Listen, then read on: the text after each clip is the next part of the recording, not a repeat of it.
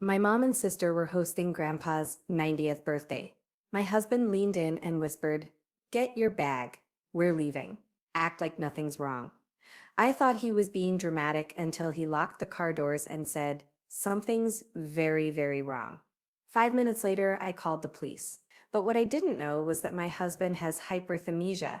He remembers every face he's ever seen with photographic precision. And the man in the wheelchair wasn't just not acting like Grandpa. He literally wasn't Grandpa.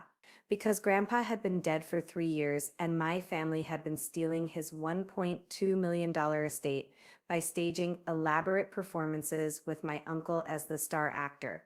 But here's the twist that destroyed me. I found Grandpa's real death certificate hidden in the house. He died alone, calling my name, while they were all on vacation in Hawaii. 040 to 330, deep family psychology and arrival. I should have known something was fundamentally wrong the moment I walked into what used to be Grandpa's backyard. Not because of anything obvious, but because of what wasn't there. The smell was wrong. No trace of his cherry pipe tobacco that used to cling to everything. The garden was wrong. His prized tomato plants replaced with decorative shrubs that required zero care. Even the lighting felt different, like someone had rearranged the sun itself.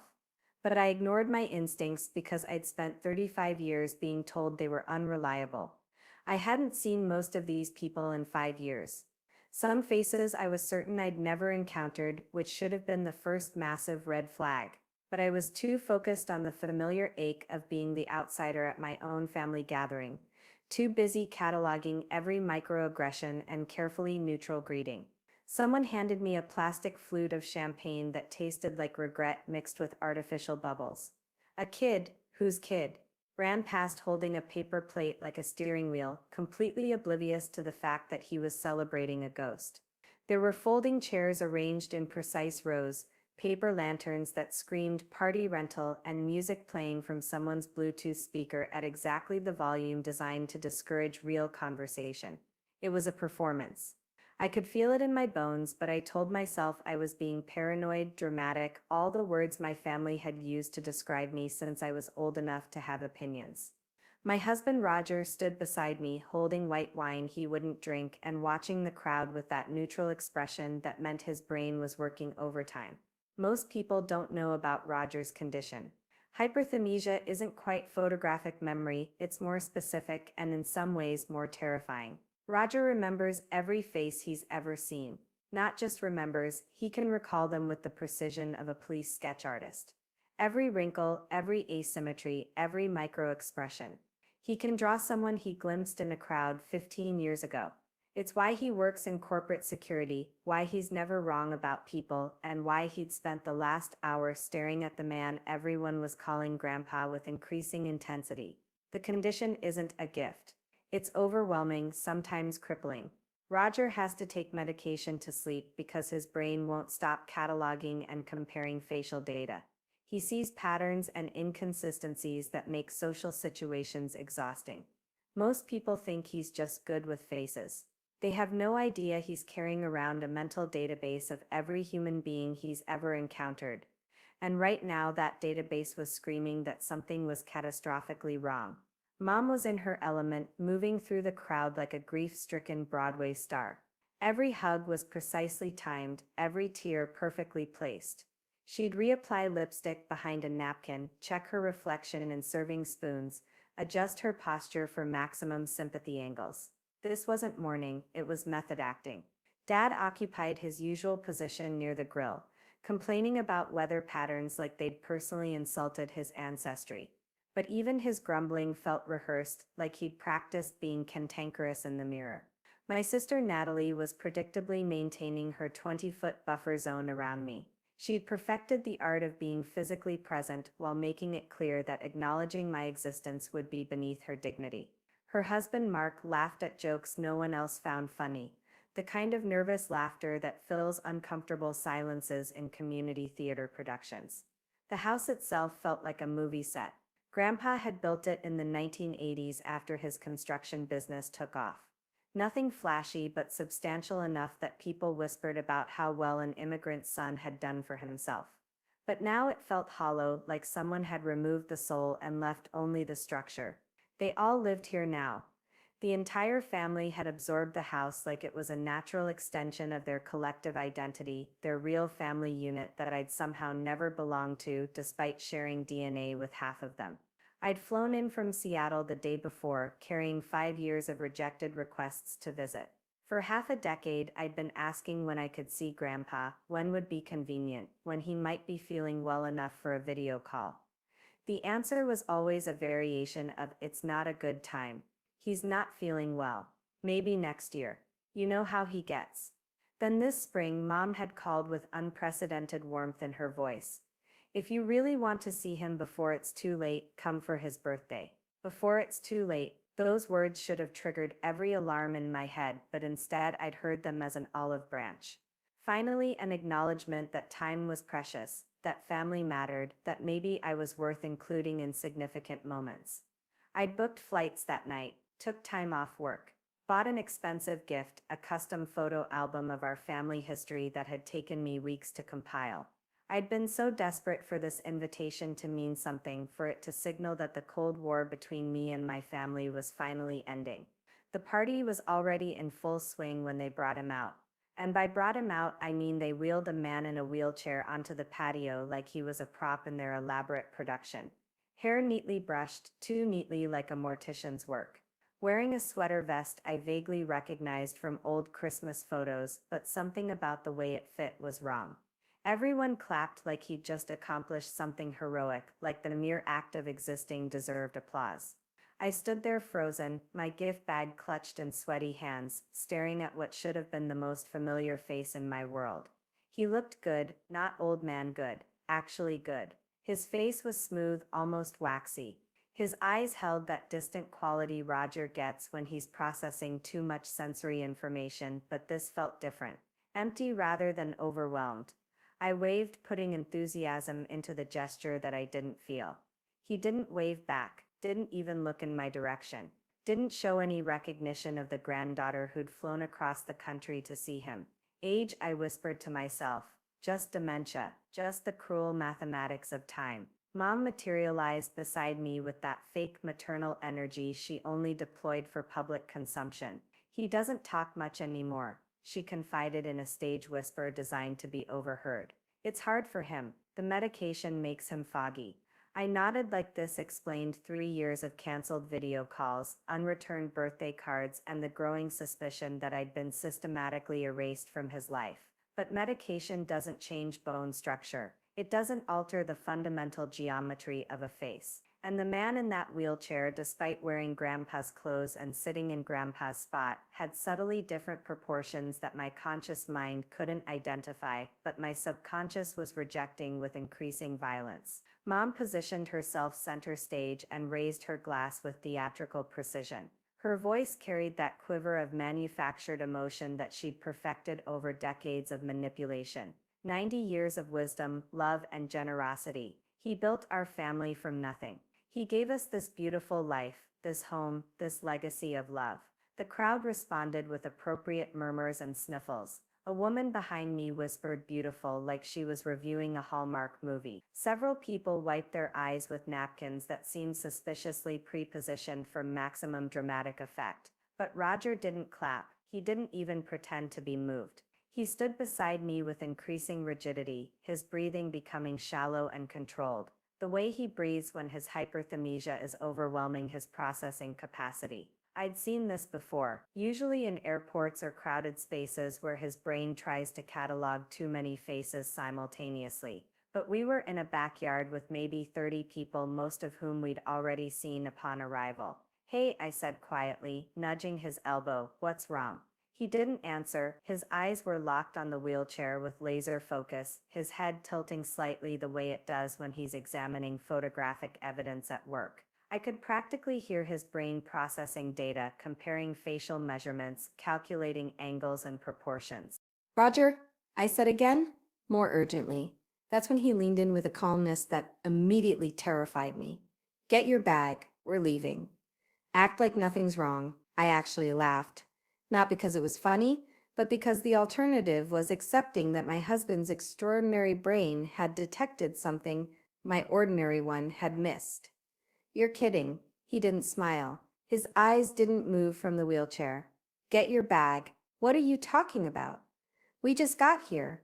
I haven't even given him his gift. Smile, walk inside, pack. Now. I stared at him with growing horror. Roger doesn't panic. Roger doesn't make scenes. Roger analyzes situations with the methodical precision of someone who spent 15 years identifying security threats for Fortune 500 companies. Roger, what is this? People will think we're insane. He turned his head slowly, finally looking at me with an expression I'd never seen before, part confusion, part absolute certainty, part something that looked like existential dread. Something is very, very wrong. It wasn't how he said it, it was how calm he was. Like he'd calculated the angles and double-checked his work and arrived at a conclusion that violated everything we thought we knew about reality. My hands went cold despite the warm afternoon sun. I glanced back at the man everyone was calling Grandpa. He hadn't moved during the entire toast. His hands rested on the wheelchair armrests, like they'd been positioned by a stage director. His chest rose and fell with mechanical regularity. Are you absolutely certain about this? I whispered. Roger was already walking toward the house with purposeful strides that suggested we were fleeing something dangerous. I followed, my overnight bag suddenly feeling like it weighed 1,000 pounds. My heart was hammering against my ribcage. My mouth went dry. I kept thinking, if he's wrong, this will be the most embarrassing moment of my life. If he's right, we went out the front door like we were escaping a fire. No one stopped us. No one even looked up from their conversations about weather and distant relatives and how good Grandpa looked for his age. At our rental car, Roger opened the passenger door with exaggerated gentleness, like we were in a spy movie and being watched by unseen enemies. We both got in. He immediately locked the doors with a decisive click that sounded like a judge's gavel. Then he gripped the steering wheel with white knuckles and said the words that shattered my understanding of my own family. That's not your grandfather. I sat frozen halfway through buckling my seatbelt, like completing the action would make this nightmare real. What do you mean it's not him? I mean, he said without looking at me, that man in the wheelchair is not your grandfather. What are you talking about? Of course it's him. He's older, he's sick, maybe the medication. Victoria. He turned to face me fully and I saw something in his eyes I'd never seen before. Absolute unshakable certainty mixed with profound confusion about what that certainty meant. I have hyperthymesia. I remember every face I've ever seen with photographic precision. That's not him. His ears are completely different, Roger continued, pulling out his phone. Look, he showed me a photo from our last visit 3 years ago. Grandpa laughing at something I'd said, his face turned at three-quarter profile. Then he quickly sketched the man from the wheelchair on the back of a receipt, with the kind of detail that would make a police artist jealous. See the ear shape? Your grandfather had attached earlobes, pronounced antitragus, specific helix curvature. The man back there has detached lobes, minimal antitragus development, completely different helix pattern. I stared at the comparison, feeling reality tilt sideways. But people age, features change, not bone structure, not cartilage formation. These are genetic markers that don't change with age or illness. He pointed to specific details with clinical precision. Plus the nasal bridge is different, eye spacing, facial asymmetry patterns. This isn't your grandfather aged or sick. This is a different human being. The scientific certainty in his voice was more terrifying than any emotional outburst would have been. Roger's condition made him a living lie detector, a human facial recognition system with capabilities that exceeded most software. Then who is it? I whispered. Your uncle, he said immediately. Marcus. I've seen photos of him from when he was younger. Same basic bone structure as your grandfather.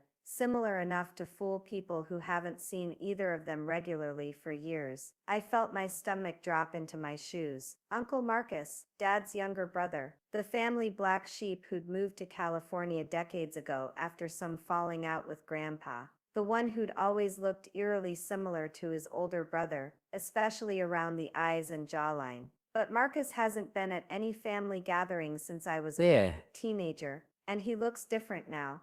Older, distinguished, makeup, Roger interrupted. Not theatrical makeup, but professional aging techniques. Subtle prosthetics, maybe. Just enough to bridge the gap between what people remember and what they're seeing now. But that's insane, I said, hearing my voice crack. Why would anyone, where is your grandfather, Victoria? The question hit me like a physical blow. He's sick. Mom said he was too weak for video calls, too tired to talk on the phone. When was the last time you actually spoke to him? I tried to think, really tried, 3 years ago, maybe closer to 4. It was a Zoom call. He looked tired, but he was still himself.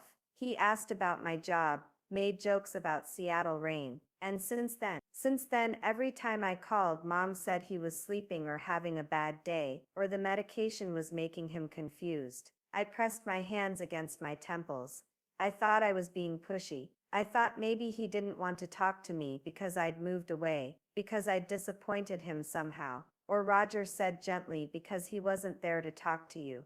The implication hung between us like a toxin. I started hyperventilating, not from panic but from the mathematical certainty of what we were discussing. I think, Roger said carefully, that we need to call the police, and I think you need to prepare yourself for the possibility that your family has been lying to you about something much bigger than a birthday party. I stared back toward the house where people were still laughing and toasting and celebrating a man who might not exist. This is insane. Families don't do this. People don't just fake their relatives at parties. Victoria, Roger said, taking my hand, what if they're not just faking him at parties? What if they've been faking him for years? I didn't want to make the call. Every fiber of my being resisted the idea of involving authorities in what might be a family misunderstanding. But Roger's certainty was infectious, and my own suppressed doubts were suddenly impossible to ignore. In 911. What's your emergency? This is going to sound strange, but I believe someone is impersonating my grandfather at a family gathering. I don't know where he actually is, and I'm concerned for his safety. The operator's voice remained professionally calm while she gathered details. Location, names, how long I'd been away, when I'd last spoken to him directly. Each answer I gave sounded more suspicious than the last. Officers are being dispatched. Can you remain in the area but at a safe distance? Safe distance from my own family. The phrase made my skin crawl. The police arrived faster than I'd expected. 2 officers in plain clothes who moved with the kind of purposeful calm that suggested they'd handled stranger situations. They spoke to us first, taking notes while I tried to explain the unexplainable. My husband has an exceptional memory for faces. He's certain the man everyone is calling my grandfather is actually someone else. I haven't spoken directly to my grandfather in over 3 years, despite numerous attempts. They asked probing questions without making me feel insane. Professional skepticism mixed with genuine concern. When Roger explained his condition and showed them his sketches, something in their demeanor shifted from polite attention to active expectation. We'll need to speak with the family and request identification from the individual in question. They walked up to the house like they were delivering a package, but I could see the careful way they positioned themselves, the subtle body language that indicated they were prepared for resistance. What happened next was like watching a movie scene in slow motion. The party didn't collapse dramatically. It wilted gradually, like flowers dying in time-lapse photography. The officers spoke quietly to Mom.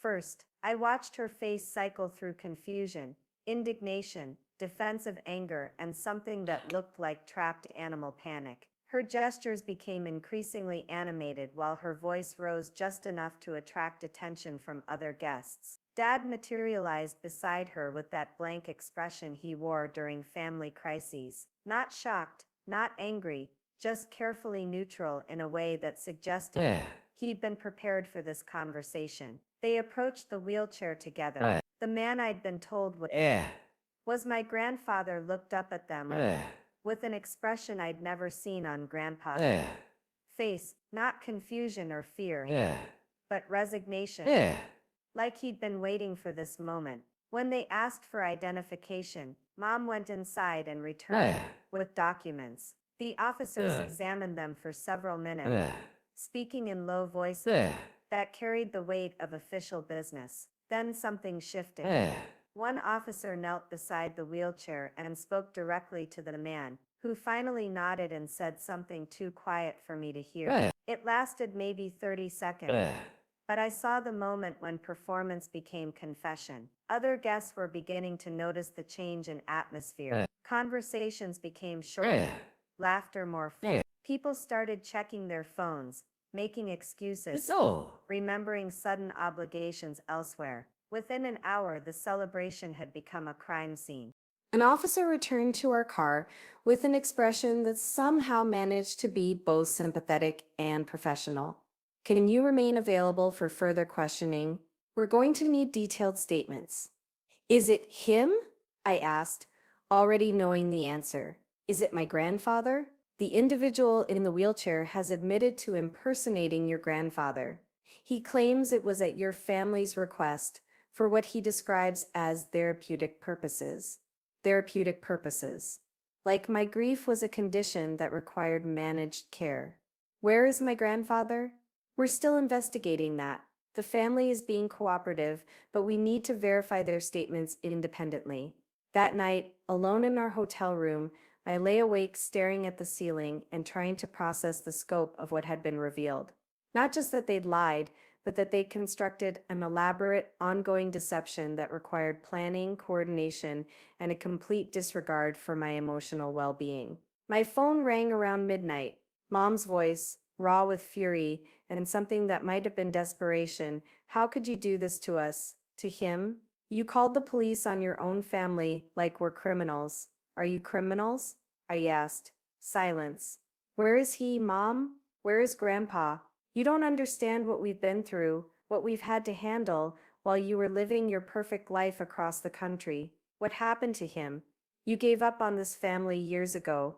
You don't get to come back now and act like you care. I never stopped caring. You stopped letting me care. The line went dead when police came to our hotel room the next morning. I was already awake, fully dressed, and terrified of what they were going to tell me. They entered with the kind of careful solemnity that precedes life-altering information. We need to inform you that your grandfather, William Ellis, passed away on March 15, 2021. The date hit me like a physical blow. March 2021, almost exactly 3 years ago. During the time I'd been sending birthday cards, requesting video calls, wondering if I'd somehow offended him, the family has provided a death certificate and burial documentation. According to their statement, he died of natural causes in his sleep. I sat down heavily. My legs had stopped supporting my weight. They claim they didn't inform you immediately because you were dealing with your own problems and they didn't want to burden you during difficult times. My own problems. I'd been going through a rough patch at work 3 years ago. Some departmental restructuring that had made me temporarily stressed about job security. Nothing catastrophic. Nothing that would have prevented me from attending my grandfather's funeral. The individual impersonating him at yesterday's gathering was his brother Marcus Ellis. He states that he agreed to the deception because the family convinced him you were fragile and needed to process the loss gradually. By pretending it hadn't happened. There are additional complications, the officer continued. We're investigating potential financial irregularities related to your grandfather's estate. And there it was. The real reason for the elaborate charade. The call from the lawyer came that afternoon. Not their lawyer, his grandpa's attorney, who'd been trying to reach me for 3 years. Victoria, I've been attempting to contact you since your grandfather's death. I sent letters to your last known address, left messages with family members who assured me they would pass along my information. They'd intercepted everything. Every letter, every message, every attempt at contact. Your grandfather left his entire estate to you. The house, the construction business assets, investment accounts, life insurance proceeds. The total value is approximately $1.2 million. I sat in stunned silence, processing not just the number but the implications. This wasn't a secret, he continued. Your grandfather updated his will 5 years ago and specifically informed your mother and sister of his decision. He wanted to ensure there would be no surprises or family disputes. No surprises, except they created the biggest surprise of all by pretending he was still alive. The estate has been in probate limbo because we couldn't locate the beneficiary. Meanwhile, your family has continued living in the house and accessing accounts under power of attorney arrangements that technically expired upon his death. Suddenly, everything made sense. The refusal to let me visit, the canceled video calls, the elaborate birthday party. They hadn't just been hiding his death, they'd been hiding it from me specifically because if I knew he was dead, I'd claim my inheritance, and if I claimed my inheritance, their comfortable life in his house, funded by his money, would end immediately.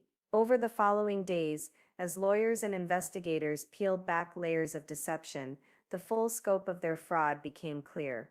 It wasn't just a birthday party, it was the culmination of a 3-year con game. They'd been forging his signature on documents, using his social security number for benefits he wasn't alive to claim, filing tax returns in his name. Essentially, they'd been operating a complex identity theft scheme against a dead man. The birthday party was the boldest move yet, a public performance designed to create witnesses who would later testify that they'd seen him alive and well in case anyone ever questioned the timeline of his death.